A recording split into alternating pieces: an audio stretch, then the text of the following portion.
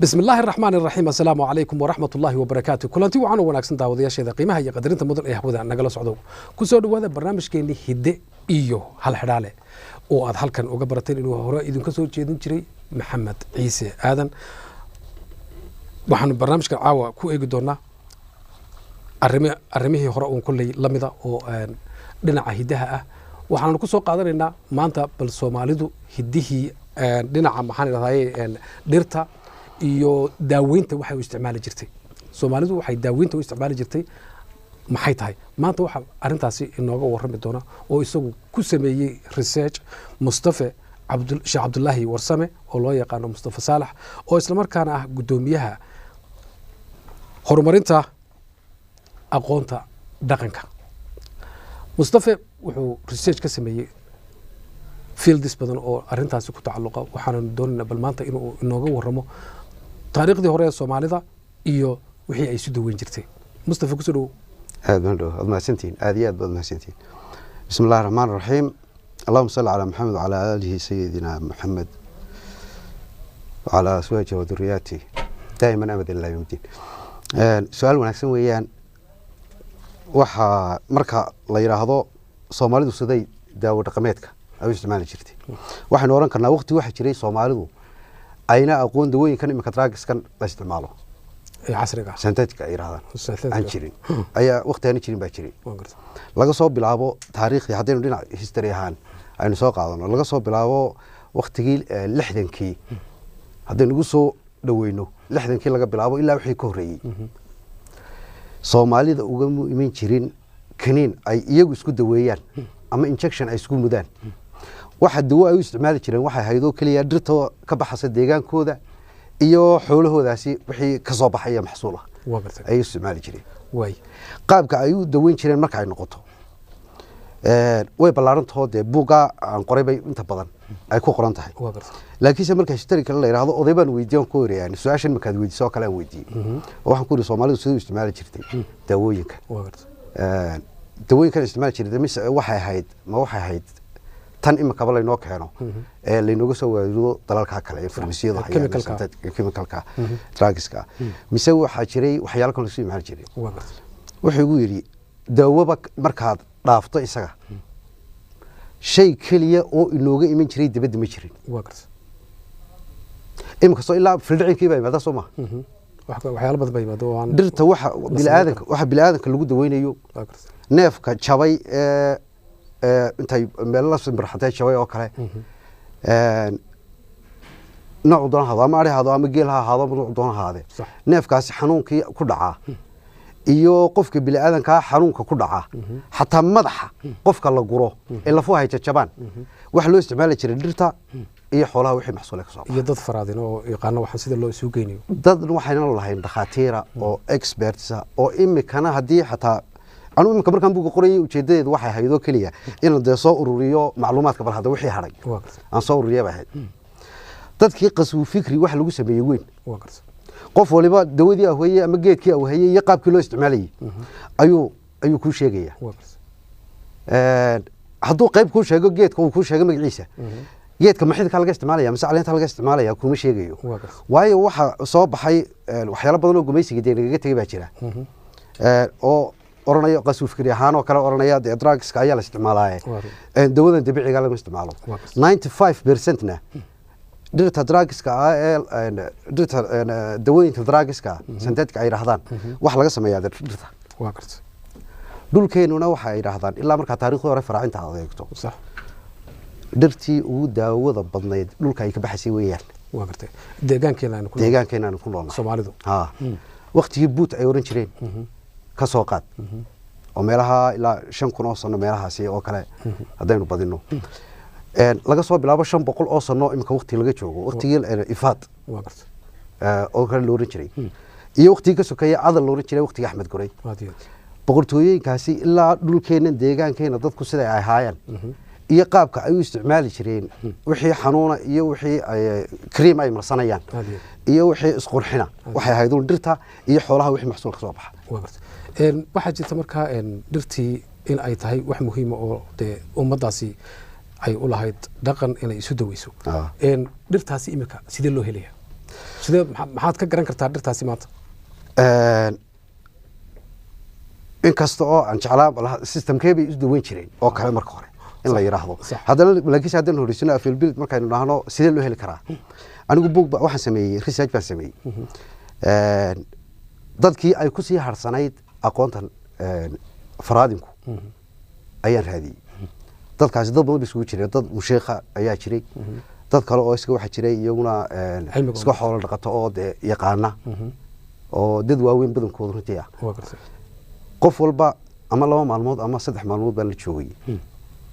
si aan markaas uga faa'iideysto bal hadda deegaankan oo dhuma qofkan ku xiran oo arintan iyagu qofkan deegaankana ku xiran waxa lagu oranayaa qofkaasi lafaha oo kale lafaha jaba ayuu geedkiisa yaqaanayo uu daweynaya kaas oo kale iyaba tagay qofka Jones Aska oo kale qofka Jones ku dhaco kale qof yaqaan baa jiro oo specialist oo la yaqaano deegaanku yaqaanaan qofkaas oo kale iyo waan tagay mid walba su'aashan waan weydiinayay sidee u jir ma jiraan dhirtani iyo dhir kale oo ka sii badan oo aad garan kartaa waxyaaba ayay su'aashaasi yeelatay waxay noqotay ma la heli karaa marka la yiraahdo geed walba sidiis ayuu jiraa mid waa anulal baa la yiraahdaa waxa weeye kuwan sanadada geedaha waaweyn midna waa seasonal oo waqtiyada roobka oo kaliya ayuu baxayo waqtigii jiilaalka dameeshu ka baxaya marka waxay la heli karaa markay tahay waa la heli karaa laakiin say yaqaana hargeysa imka halkan ay joogno imka markaynu adag gureenaynu ka baxano dhirta inagu weegaarsan mid waliba waxyaalo gaar uu ilaahay yunu kaga dhigay baa jira oo qofkana yaqaano gaar u baray yu'ti al-ilma yu'ti al-hikmata man yashaa ilaahay risama qof gaar u ilaahay baray oo tahay sababta qofka loogu imanayo loo oranayo qofkaas uu hebel baa yaqaano waxa loo oranayo نرفع درجات من نشاء وفوق كل ذي العلم علم إن كستو دقلين كينن جامعة هاي وحن كصوب حير هذان فرادكم معها أقول واقص الفكري أقول تنسيت كجامعة لقول جيو إلا اللي هاي أول فرع اللي هاي لقو سوق ريو يعني وحيال اللي لقو سواري دي أول فرع كان يطلع وضحرتي qof hadana garanaya ma jiro oo arday qaadanaya ilaa qasuu fikir lagu sameeyno cali weeyaan inagu waxaan u baahanahay markaas waynu heli karnaa waxane sidee baynu uga daba tagnaa oo inuu horumar ugu sameyn karnaa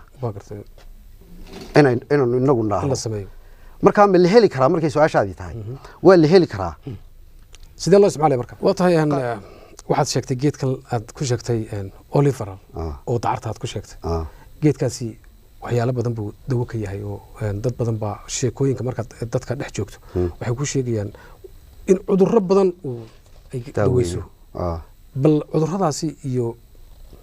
2-3 wala waxay daweyso nooga sheeg laba xanuun oo kaliya ku sheegi mesela horta geed waliba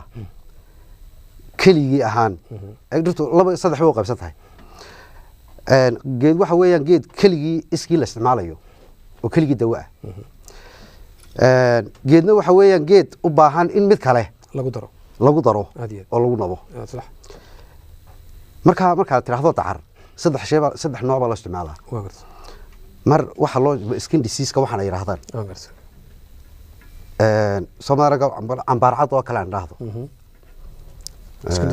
skin disease ka anu waxa weeyaan yani xanuunka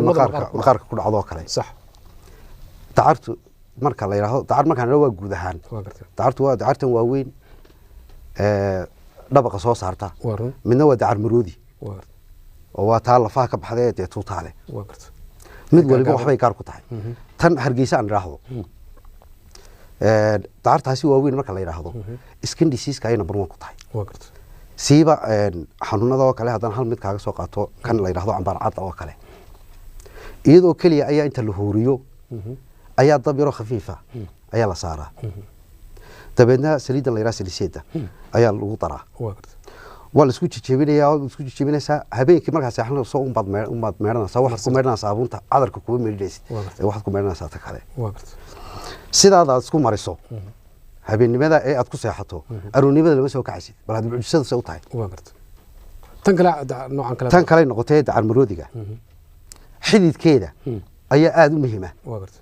tan kale iyada waxba laga saaraa tan dacar maroodiga tuutaale caleenteedaasi waxba laga saaraa warta oo qaab yar looga saaro ayaa jira laakiin se xididkeeda hoose warta wuxuu aad ugu fiican yahay creams baa laga sameeyaa qurxinta waa xaqii cosmetics ka loo isticmaalo waxa jira baro mid madow dadka ka soo baxa iyada ayaa number 1 ku ah oo ku fiican warta marka xarunta cultural science ka dhowr duwan soo saarnay waa sax in Mustafa waxa kale sameynay experiment waan helnay taayada dawooyinka ha ay kala dhirta iyo sida la isugu daaweeyo iyo ahmiyadeedii waad nooga warantay waxa kale oo jira dhirtaasi in ay dhibaato keeni karto oo dadku yani de sunba ay noqon karto arintaasi miyay ku muuqatay way jirtaa ha laakiin ilaa imika intaan ku hadalnaa maaha qaybta sunta ah qayb kiimika ah jira qayb suna baa jirta marka asal ba sameynayso researchna waa lagu sheegaya qaab marka Soomaalidu ay u kala garan jireen baa jira kartay imika de laab baa jira Soomaa imika laabab iyo waxbaa jira laababkaasi ayaa deeno sheegaya wixii sunta ahaa iyo intay suntu leeg tahay iyo oo physical property iyo chemical property baan haynaa laakiin se qaab Soomaalidu ay garan jireen baa jira way xoolahan ay dhaqanayaan geedka ay cuni waayaan geedkaasi maaha geed manfac bilaadanka u leh waa formula guud oo Soomaalidu ay taqaanid siiba geel ayaa ugu badan oo kale mesela xoolaha dhaqdo geel ugu badan Soomaa geelu geedka uu goosan waayo geedkaasi sidiisa ayaa la iskaga ilaaliyaa oo waxa weeye geedkaas waa khatar markii imaka de aqoonti ay horumartay laabka iyo waxaan sameeynay physical properties iyo chemical properties ay soo saariyeen sax qolada botanidu ay soo saariyeen wuxuu noqday geedka maadaama xoolahaas ay goosan waayeen exactly waxa weeyaan geedkaasi geed kale waxa faa'iido male laba mid buu noqonaya in uu noqdo sun oo de waxyaalo uu keenayo iyo inuu qaab kale chemical oo kale ah samaynayo oo de meel kale ay manfac ku yeelanaya laakiin xaqii bilaadanki de loo isticmaalayo bilaadanka iyo xoolahana de experiment lagu qaado oo lagu tijaabiyo wixii xataa la tijaabinayo dadku kuma tijaabin jirin laakiin se qaab noocaas oo kale ah iyo qaab kale oo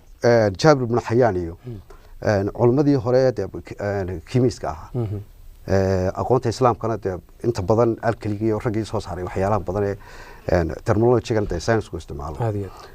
ama pharmacology ku isticmaalo inta ugu badan 40% buu leeyahay ninka Jabir ibn Hayyan la yiraahdo oo waqtiyadii Harun Rashid iyo ayuu noolaa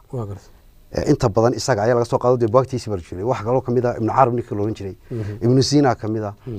ragaas oo kale iyaguna formulooyinka ay soo qaateen ayay qaab diiniyan oo dhaqana ay Soomaalidu haysay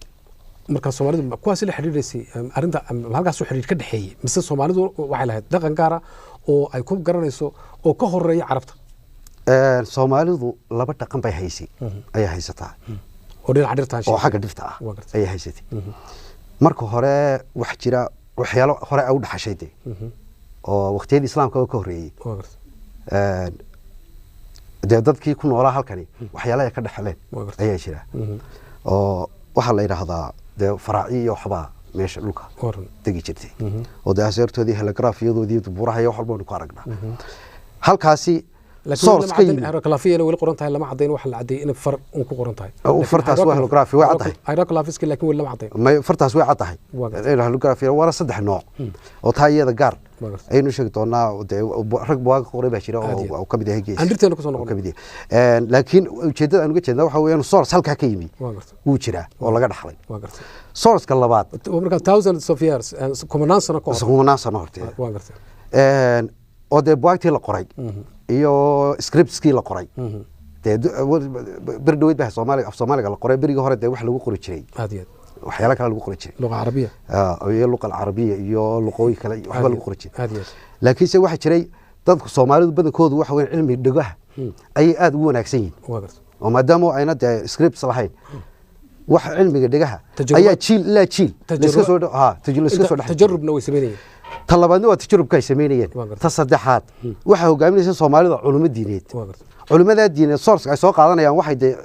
حضارته الإسلام من الكتاب أي كسوق هذا وني كان يقول شيء جار بن حيان وكلاي ابن عربي ابن الزينة يقولين كاسي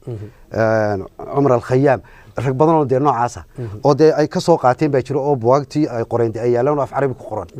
مركب فورمولوين كي كقرنا ماشى أي علماء دي هو جامين شرتي dadkeen halkaas ayaa asaas u ah oo systematic ka soo qaadi waa kullu marka dhirteena aan ku soo noqonay waxa jirta geedkan la yiraahdo ubataysta dadka qaar waxay yiraahdaan waa sun dadka qaarna waxay yiraahdaan waa dawo bal geedkaasi geedihii aad la kulantay inuu yahay ayaan maleynaya kulli uu yahay oo buutaan ku aan qoray buuga ku qoray buu kamid yahay laakiin markaan ubaataysnaano horta mashaakil baa jira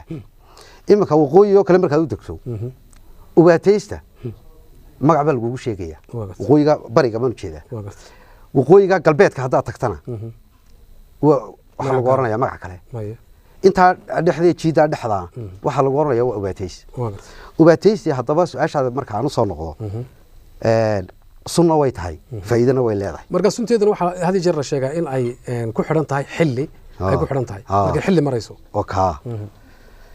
ubaataystu marka ay ku taalo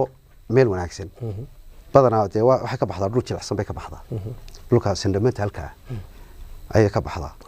inta badan metamorphica deegaanka kama baxdo haddaba waxay leedahay waqti markay ubaxa soo saarto ubax yar bay soo saartaa ubaxa marka ay soo saarto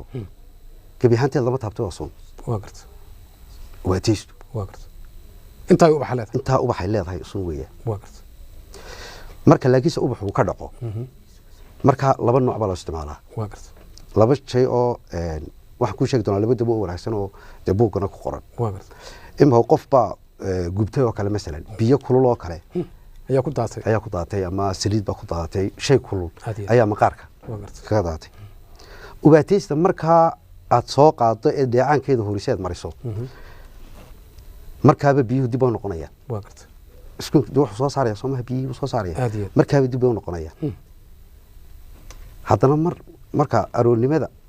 ay gaadho ayaa mar labaad ka marinaysaa biyana ma taabsiinaysid qofkii lama garanayo inuu xataa wax ku daateen cadaankii uu soo bixi lahaa iyo haddii dawooyinkan santeedka aan isticmaalno dee waa la garan karaya skinkiisii marka saa loo eego waa la garan karaya laakiinse ubaataysta iyada lama garanayo taa way ku fiican tahay waxa kale ku fiican tahay waxa jira waxyaalan food poison la yiraahdo Soomaaliya ayaa food poison kaasi oo kale inta la gooyo dhinacyada waa koona leh afar koona oo yar yar bay leedahay iyo shan koona iyo waxay yeelata inta yar ee beerka ayaa la soo saaraa taasaad biyo ku ridaysaa 30 minutes dabeedna waad soo qaadaysaa waad calaashanaysaa koobiya ayaad raacinaysaa qofkaagii daaciye khaatiyaanka ahaa ee food poisonka ay haysay markaliya waxiiba ka degan baqaqa iyaduna la mid oo qofku marka uu dibrado oo kale waxa jirta ayaduna daweynaysaa laakiin se very concrete waxa loo baahan yahay inaad macnaheedu qof si wanaagsan taxadir uga sameeyo oo deerkaasi iyo lafta kala saara geed kale muhiim oo dadku ma garanaysaa inta badan ku sheekaystaan laakiin aan lagu baraarugsanayn baa jira geedkaasina waxa la yiraahdaa carmada oo la yiri xanuunadan dhinaca qanjaha oo kale ay dawo ka tahay hidaahana loo isticmaali jiray geedka carmada horta waa saddex nooc carmadu mid waxa weyn tan waaweyn ee dhagaha waaweyn ee aynu naano hunguru dhubuqda soo saartay midhaha yar casas midina waxa weeyaan waa dhud yar oo kaliya oo bari weyn bay hoosta ku leedahay carmo mileel baa la yiraahdaa mid kale carmo gorayo la yiraahdaa iyaduna way jirtaa waa garta marka carmo maleelada la yiraahdaa weeyaan tan qanjaha loo isticmaalaya hadiya barida ay leedahay ayaa faa'iido ah ee maaha geedka sare geedka laantiisa maaha caleentiisana ma marka midhahaas wax la soo geenayaa barideedaas la soo geenayaa wala jeexjeexaya meel xara ayaa lagu qalajinaya waa garta marka ay qalashay hal maalin 4 saacadood ay taalo ayaa la soo qaadaya midhihii dabcan daawad googeysi markii hore waa soo qaadaysaa halka marka qanjir uu ku beegan yahay ayay taabsinay ay soo saaraysaa waxaad moodaysaa in wax saa ku taabanayaan marka soo saarto waa garta sidaas ay oranaysaa iyadu waxay wax ku daweynaysaa markaasi noocyada kulli barnaamij kale ayaynu ka qaban doonaa qaybta waxa weeyaan iyadu falaari gelisa waa garta sinka halka dibku ka soo baxayo ayay saa u gelinaysaa toos waa garta dabeedna waxay soo nuugaysaa jeermiskii ku jiray qanjo xanuunka waa garta halka ku jiray ayay soo nuugaysaa laba maalmood laba aroorood qofku hadii uu isticmaalo marka uu seexanayo aroortii marka uu isticmaalkiisa xalay toos soo isticmaalayna uu iska mayro waa garta maalinta saddexaad xanuunkaas xataa dib ugu soo noqonaya aan xanuunka tonsillitis-ka kana yiraahdaan waxyaalo qaar badan oo dib u soo noqday jira waa garta kuwaasi waxyaalaha aan dib u soo noqon ayay ka mid tahay dadkan in laga qariyo maaha in loo sheego weeyaan صح waayo wixii faa'iido way ayay u tahay صح Soomaalidu ma jirin 7 sano ma jirin oo synthetic drugs kan ma isticmaalin weligeedba waa garta inta soo 100 oo kun oo sano ayay soo noolay waa garta inta ay soo noolayd ba wixii ay isticmaalaysay ayaa horumarinteedii iyo dhaqankeedii iyo qaabka ay u sameeysay aanu deecan lahayn anagu aanu bandhigeedii aanu sameeyno طبعا idinkuna waxa tiin qoladii wasaxan hawshaasi sameeyay lahayd Mustafa waa arrin muhiim ah arrintaasi heerbalka iyo sidii loo horumarin lahaa waxaan laakiin barnaamijkeenu maanta yahay bal Soomaalidii sidii u isticmaali jirtay dhirtan iyo sidii loo heli jiray iyo magaranayay ayaynu ka hadlin qodobkayga ugu dambeeya ayaan ku weydiinaya waxa weeye sidee dhirtan aqoonta marka aqoontaada iyo aad eegto yani magaranayay sidaad wax u aragto sidee horumar loogu sameyn karayaa marka way dhirtaas waxa loogu sameyn karayaa horta ma fiicno in taqliidul ama qofku uu sameeyo inaad ku dayasho in dhala cidun aad ku dayataa ma fiicno haddaad xataa wax ku dayanayso dee waxa wanaagsan baa qofka lagaga daydaa adduunku imika waxa lanoo keenaa soo maaha drugs baa lanoo keenaayo dee lanoo soo waaridaa quality control ma lihi من لنا quality control quality control meesha kuma hayno dawlad leenahay مثلا kasoo qaad yani waxaad leedahay ma gaarsiisna heerkii ayaad leedahay markan dhirta ka hadlano control hay'adda dhirta markan ka hadlaya quality control ka dhirta laynoo soo waariyo dalka laynoo keeno taar baa laynoo keenaa soo ma taartaasi ama kaliin laga soo sameeyo ama iyadoo de heer balo sideedo waxaynu raacnaa waxa la yiraahdaa waxa lagu iibiyo meelaha dukaanada qaar kood lagu iibiyo waxa la yiraahdaa sibr aqdari ay tiraahdaa carabtu inaguna sibr u banana sibr doocaan bay juruutana tiraahdaa quality-ga dhirta soo baxaysa ee aynu ka keenay dibadda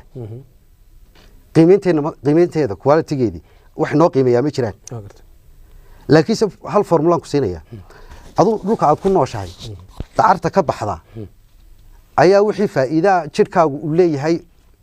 de adiga ku ah laakiin se qofka Chinese-ka dacarta dhulkiisa ka baxda Chinese-ku bay muhiim u tahay waayo adiga components-ka jirkaagu oo ku kooban yahay waa environment-kaad ku nooshahay dadku inay horta midaasi ay fahmaan baa muhiim ah marka quality control wax inooga eega ma jiraan midda kale baan ku sheegay marka dawooyinka la sameeyo qolada cognitive ama pharmaceuticals oo kuwaasi dawooyinka sameeya pharmaceuticals waxay sameeyaan dacaro kala soo qaaday aynu soo qaadnay Soomaad tusaale dacarta miidkeeda ugu horeeya wax laga iibiyaa dad lacag haysta marka kaliin laga sameeyo qareed kaliinka laga sameeyo waxa loo isticmaalaa 3 meer baa lagu sameeyaa meerida ugu horeysa laynooma keenay inaga ama aynu raahno East Africa ba lama keeno meeridka ugu horeeya waxa laga iibiyaa dad dee lacag haysta oo qolooyinkan production soo saaraya ay u geeyaan meerida labaadna dadka kale ee lacagta ku soo xigta haysta ee ka iibin karaan meerida saddexaad weeyaan inaga wixiina soo gaadha waayo taasi waa tusaale ku ah taasi hadday aan horeba oo kale aan dadku u fahmin oo kale dadku u fahmin oo kale waxa ku tusaale ah meelaha qaarkood markaad tagto waxa lagu siinayaa xabad paracetamol ayaa lagu qorayaa oo dhakhtar ku qoraya hadduu madax ku yar xanuunayo inagu imisa paracetamol ay noqonaa farmasiyadeena iyo dhakhaatiirteena inta badan dadkaaba isku qora inta badan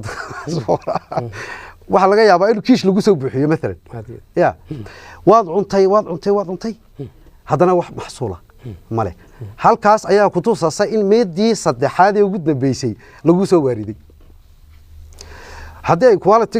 markaynu quality-ga bilownaa barnaamijkan oo kale dee waqtigii baa nagu yar laakiin soo barnaamij kale oo aad aynu sharaxnaa insha Allah weyno aad iyo aad ayaad mahadsan tahay kaasi wuxuu ahaa Mustafa Cabdilaahi Warsame oo loo yaqaan Mustafa Saalax ahna gudoomiyaha horumarinta aqoonta dhaqanka barnaamijkan intaas ayaanu caaw ku soo gabagabaynaynaa waa barnaamijkeennii hidde iyo hal xidhaale